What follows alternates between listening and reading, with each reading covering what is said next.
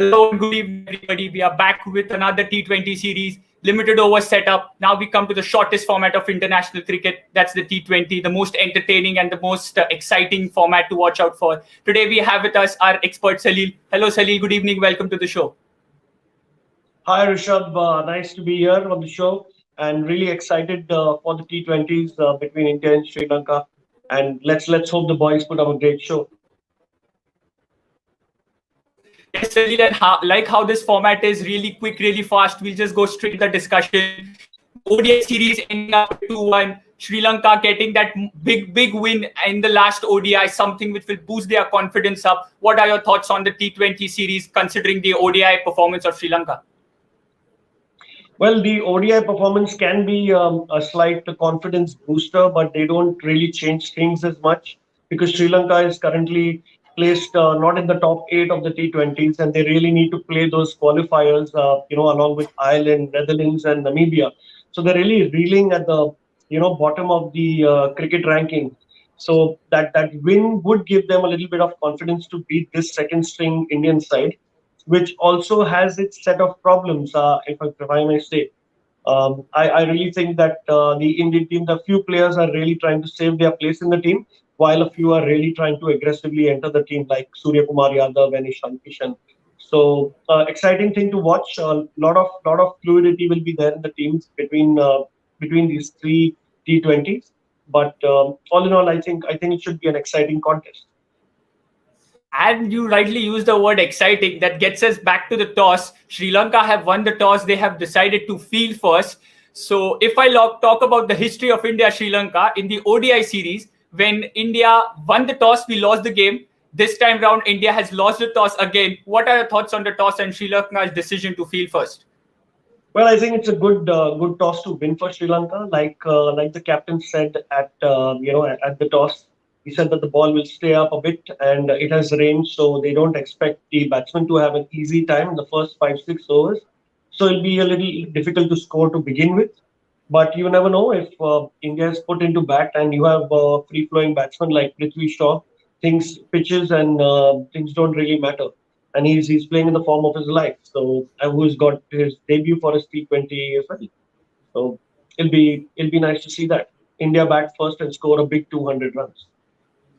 Yeah, that's a really exciting point to mention about Prithvi Shaw, because if you look at the stats in the 36 games which have been played at R. Premadasa, the team batting second has won 17 and the team batting first has won 18. So not much to differentiate between batting first and batting second.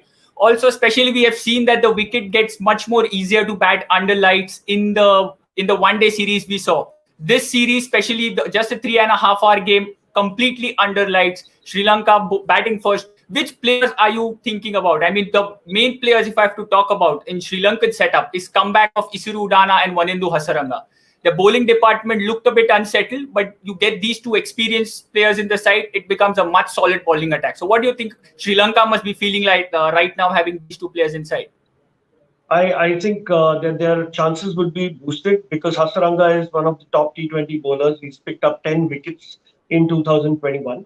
And you really want there are big players to boost. He was a big boost in the one day internationals. What I really feel is the captain and Dhananjay De Silva need to really buck up with their game. I think that is the missing link in which could really provide Sri Lanka with a killer instinct to beat this Indian side. So they've got Isuru Udana because he's an excellent T20 player. You know, he's a regular in the T20s, played in the IPL as well. And they've also got Avishka Fernando at the top. So they've pretty much got a very similar side to what they had in their one dayers, and they'll look to build from there.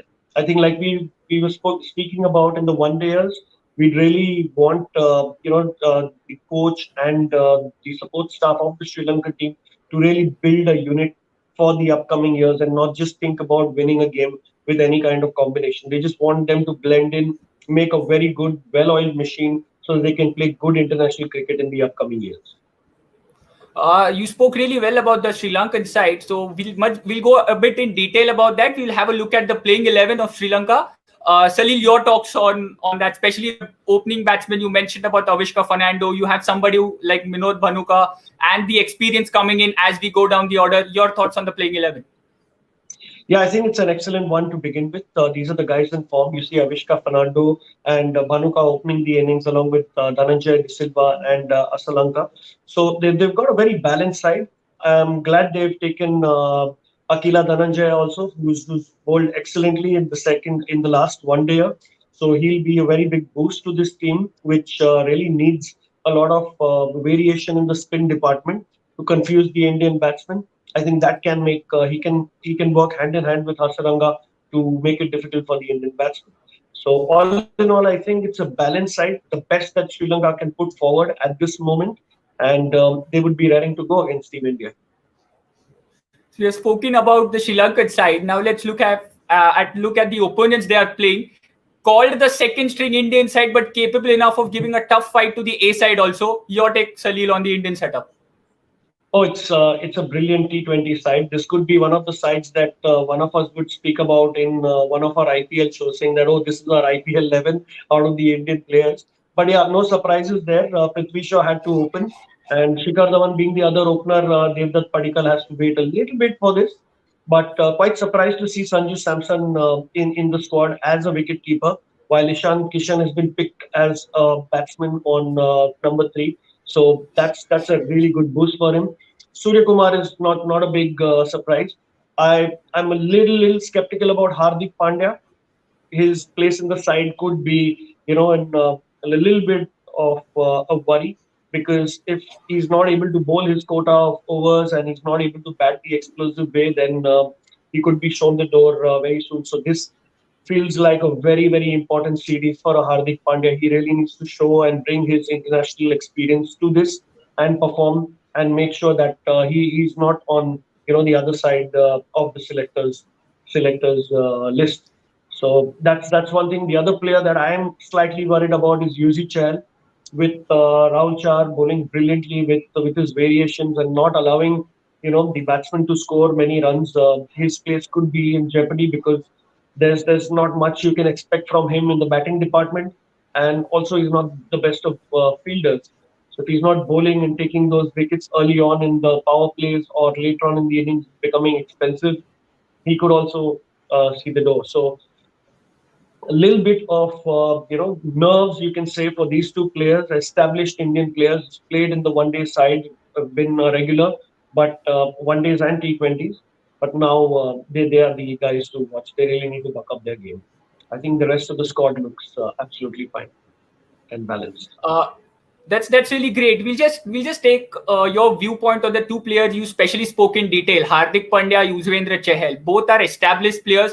Both are stars, if I can say so. They are in their own IPL setup. We have seen Rohit Sharma banking on Hardik Pandya whenever Mumbai Indians require or they are stuck in a tough situation. Same with Yuzvendra Chahal and Virat Kohli. But when you come to play with the Indian blue, it's a completely different thing altogether.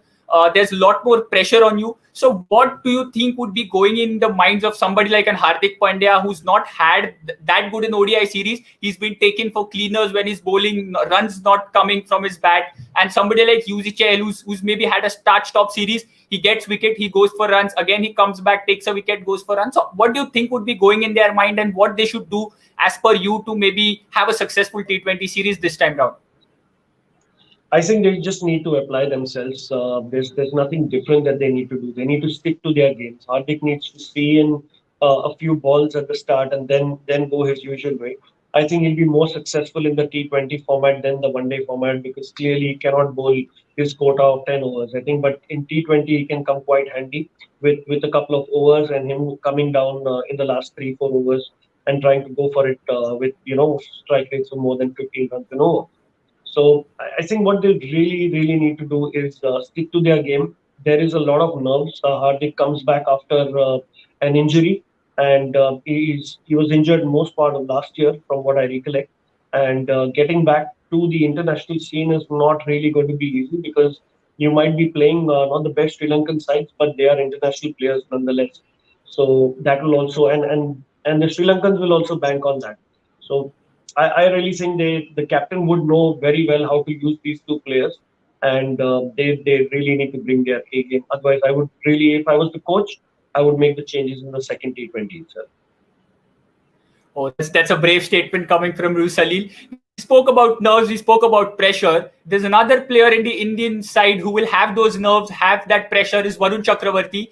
He's been in the Indian team for quite some long, 6-7 months, but not able to make his debut for a variety of reasons, like the COVID incident which happened with him, or the injuries coming in right before the team leaves for a series. So what do you think would be the take behind taking Varun Chakravarti? Is it keeping in mind the T20 World Cup, keeping that something as an hindsight when you're picking Varun Chakravarti as a backup to maybe Kuldeep or uh, Kuldeep Yadav or Yuzvendra Chahal? Are you looking at him as a probable contender in the playing 11? Your take on Varun Chakravarti, Salil? Like we said that if as you have one player who might not be able to make it, the other player can capitalize on it. Varun Chakravarti is definitely one player that needs to go to the T20 World Cup. He's a mystery bowler. The demerits of playing Varun Chakravarti is, yes, he's had his fitness issues, and I mean the luck's not been with him when it comes to playing for India. But I think he would have that at the back of his mind, keep his fitness right, keep his health right, work with the fitness coaches. But he's a brilliant bowler. From the time he started bowling in the IPL, we always thought that he would be somebody who would be like a reply to Sunil Narayan because he bowls both the balls. And I think it's not very easy to pick him with the kind of action that he has.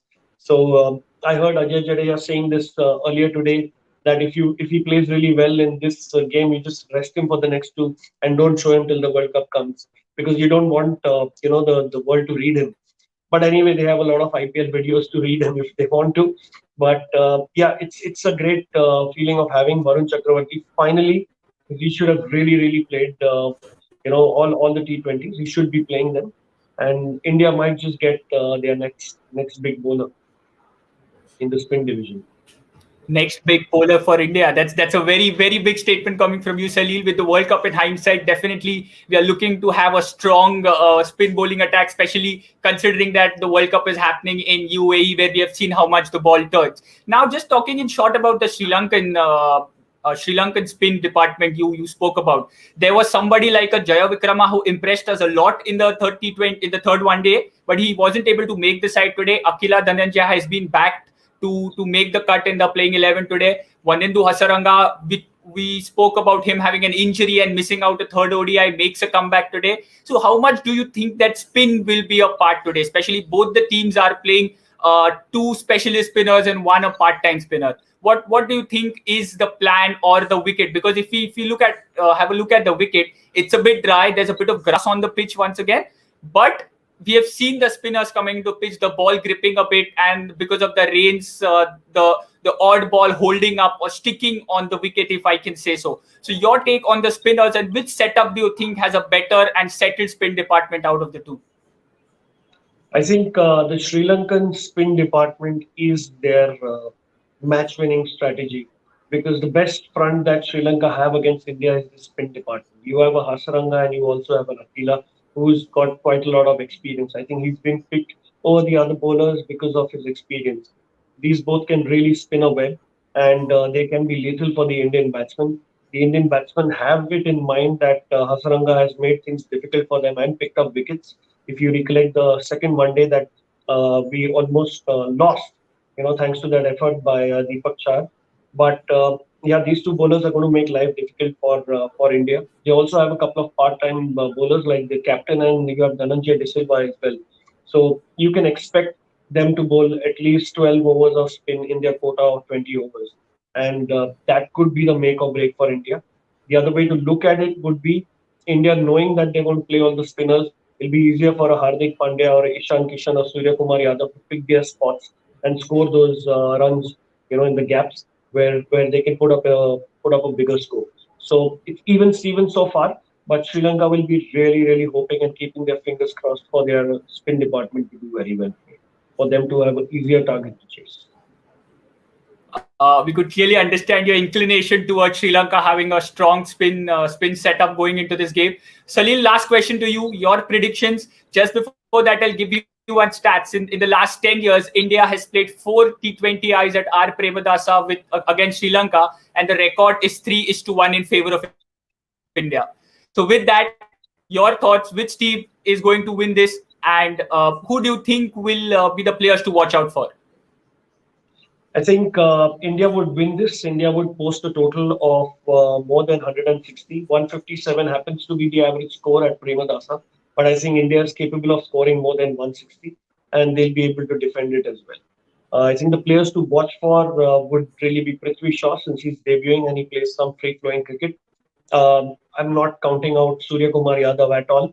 And let's keep our fingers crossed for the firebrand Hardik Pandya. Let's expect something from him today.